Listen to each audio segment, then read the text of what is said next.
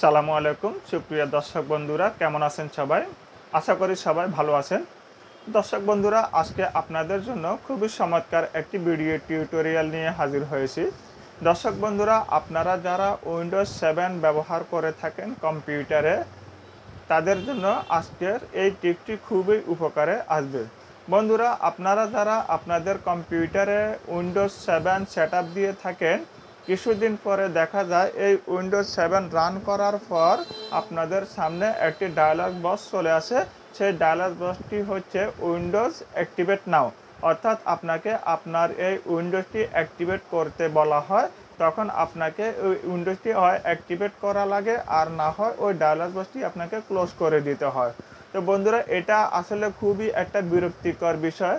যতবারে আপনি আপনার কম্পিউটার হয়ে চালনা করতে যান না কেন, আপনাকে এই ডায়ালগ বক্সটি দিয়ে খুবই বিরক্তিতে ফেলে দিতে পারে।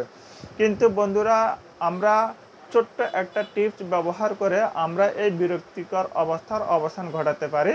সেটা কিভাবে, সেটা আজকে আমি আপনাদেরকে আজকের এই ভিডিও টিপসে দেখাবো। তো বন্ধুরা, ভিডিওটি না টেনে সম্পূর্ণটা মনোযোগ সহকারে দেখবেন, তাহলে আপনারা আপনাদের এই সমস্যাটি সমাধান করে ফেলতে পারবেন।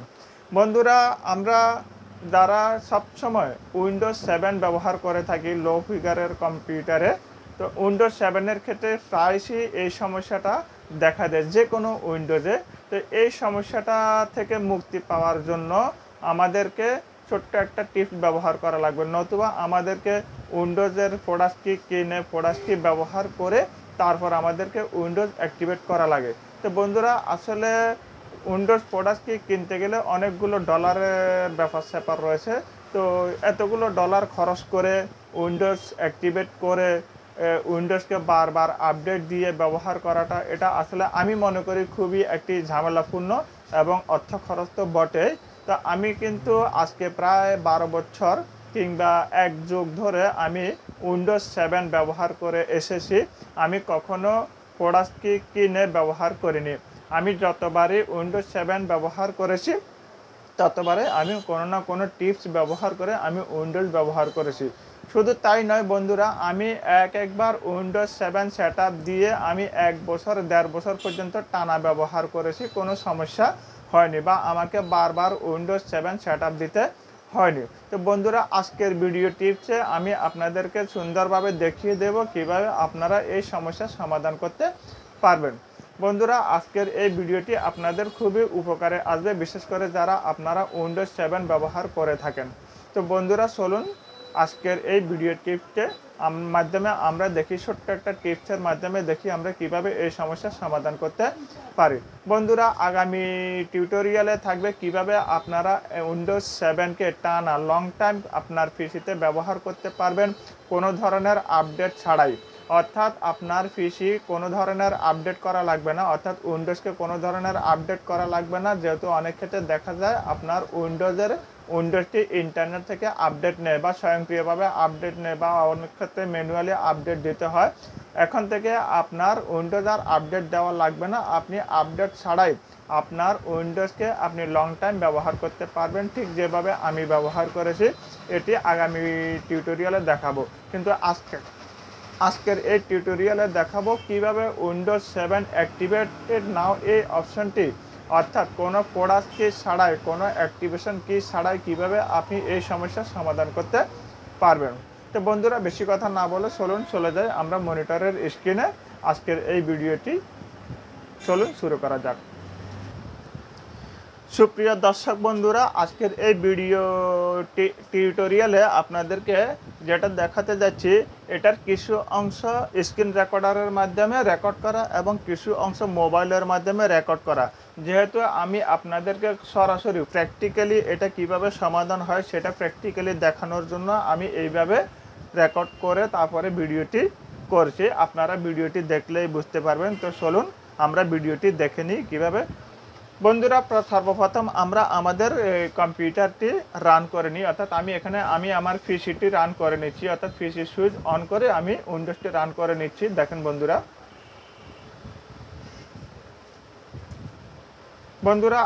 আমার উইন্ডোজ 7টি রান হচ্ছে, অর্থাৎ ওপেন হচ্ছে। এই দেখেন বন্ধুরা, এখানে একটি ডায়ালগ বক্স চলে এসেছে।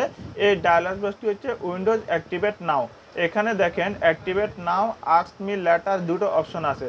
আপনি যদি অ্যাক্টিভেট করতে চান অ্যাক্টিভেট নাও বাটনে ক্লিক করতে হবে, আর নতুবা আস্ক মি লেটারে ক্লিক করতে হবে, নতুবা ক্লোজ বাটনে ক্লিক করে ডায়লগ বক্সটি বন্ধ করে দিতে হবে। তো ধরুন আমি ক্লোজ বক্সে ক্লিক করে ডায়লগ বক্সটি বন্ধ করে দিচ্ছি। আমি যেহেতু অ্যাক্টিভেট করব না এর জন্য আমি ডায়লগ বক্সটি বন্ধ করে দেব। আমি ক্লোজ বাটনে ক্লিক করে দিলাম। আমার কম্পিউটারটি উইন্ডোজটি রান হচ্ছে, কিন্তু বন্ধুরা দেখেন রান হলেও কিন্তু আমার এই কম্পিউটারের উইন্ডোজের ঠিক নিচের ডান কোণায় এখানে যে একটি অপশন দেখা যাচ্ছে, এখানে লেখা আছে this copy is Windows is not genuine, অর্থাৎ আমার এই উইন্ডোজটি জেনুইন নয় সেটাই দেখাচ্ছে। এখন এটা কিভাবে আমরা সমাধান করব সেই জিনিসটা আজকে আমরা দেখব। বন্ধুরা এই সমস্যার সমাধান করার জন্য প্রথমে আমাদেরকে স্টার্ট মেনুতে ক্লিক করতে হবে। এরপর এখানে সার্চ বারে লিখতে হবে সিএমডি লিখলে এখানে উপরে সিএমডি একটি ছোট্ট সফটওয়্যার ওপেন হবে। এটির উপর রাইট বাটনে ক্লিক করে আমরা রান অ্যাজ অ্যাডমিনিস্ট্রেটর এটার মাধ্যমে ওপেনে না ক্লিক করে রান অ্যাজ অ্যাডমিনিস্ট্রেটরে ক্লিক করার পরে ইয়েস বাটনে ক্লিক করব। তখন আমাদের সামনে একটি কমান্ড ফ্রম ডায়লগ বক্স চলে আসবে। এই হচ্ছে কমান্ড ফ্রম ডায়লগ বক্স। এখন আমরা এখানে ছোট্ট একটা কমান্ড লিখব। এই কমান্ডের মাধ্যমে আমরা সমস্যার সমাধান করব।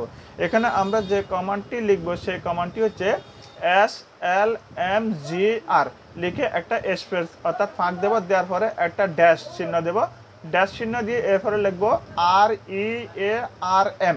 ব্যাস এতটুকু লিখলেই চলবে। এটা হচ্ছে আমাদের কমান্ড। আমি জুম করে দেখাচ্ছি, দেখেন SLMGR স্পেস এরপর একটা ড্যাশ চিহ্ন দেব, এরপরে REARM।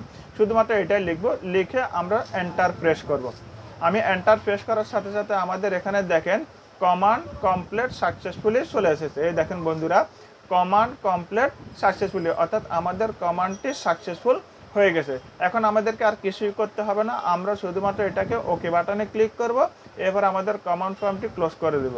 ক্লোজ করে দেওয়ার পরে আমরা এবার কম্পিউটারকে আমরা একবার রিস্টার্ট করে নেব। রিস্টার্ট করে নিয়ে দেখব যে আসলে আমাদের এই সমস্যাটি সমাধান হয়েছে কিনা। বন্ধুরা আমি এখন কম্পিউটারটি রিস্টার্ট করে নিলাম। দেখেন আমার কম্পিউটারটি রিস্টার্ট হচ্ছে।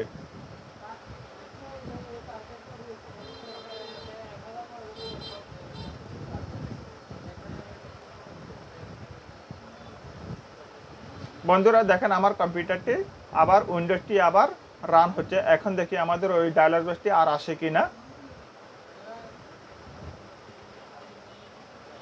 না বন্ধুরা আমাদের ওই ডায়লগ বক্সটি আর আসেনি, অর্থাৎ আমাদের সমস্যাটির সমাধান হয়ে গেছে। আমরা সাকসেসফুলি সমস্যাটির সমাধান করতে পেরেছি। সেই সাথে দেখেন আমাদের নিচের ডান কোণায় যে আপনার this copy of Windows is not genuine ওইটা এখন আর দেখা যাচ্ছে না, অর্থাৎ আমাদের সমস্যাটির সমাধান হয়ে গেল। বন্ধুরা এইভাবে করে আপনারা আপনাদের উইন্ডোজের সমস্যার সমাধান করতে পারবেন এবং লং টাইম আপনারা উইন্ডোজটি সুন্দরভাবে ব্যবহার করতে পারবেন। আশা করি ভিডিওটি আপনাদের খুবই ভালো লেগেছে এবং উপকারে এসেছে। আপনারা এইভাবে আপনাদের উইন্ডোজের সমস্যার সমাধান করে নিতে পারবেন। বন্ধুরা সামনের আর কোনো টিপসে ভিডিও টিউটোরিয়াল আপনাদেরকে দেখার অনুরোধ জানিয়ে আজকের এই ভিডিও টিউটোরিয়ালটি এখানেই শেষ করছি। আল্লাহ হাফেজ, সালামু আলাইকুম।